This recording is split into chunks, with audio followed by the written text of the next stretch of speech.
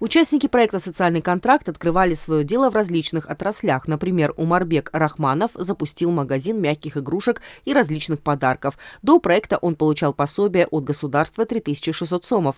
После получения 100 тысяч сомов от государства он открыл свой небольшой бизнес, который сегодня приносит доход и позволяет содержать семью.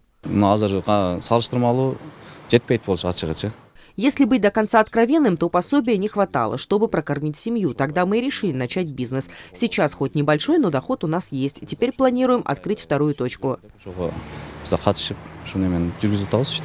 Жительница села Акургока Расуйского района Наргиза Ибрагимова тоже получила от государства безвозвратные 100 тысяч сомов. На эти средства женщина открыла швейный цех, где изготавливают матрацы. По ее словам, сегодня у нас есть стабильный источник дохода.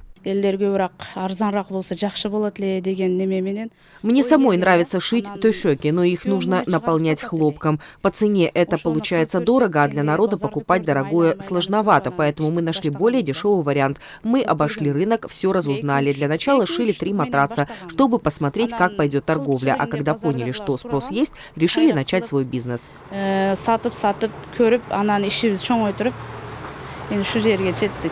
За 2 прошедших года «Социальный контракт» получили в общей сложности 12 800 семей. Как отметил во время Курултая президент Садыр Джапаров, этот проект позволил улучшить благосостояние нескольких тысяч семей по всей стране.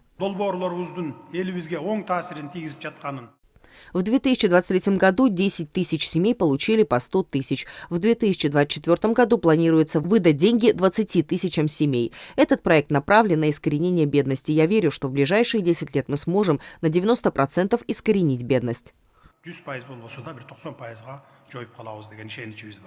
Таким образом, за 2 года улучшилось благосостояние более 50 тысяч человек и было создано около 30 тысяч рабочих мест. В этой связи в этом году по проекту «Социальный контракт» безвозвратные 100 тысяч сомов от государства получат 20 тысяч семей по всей стране.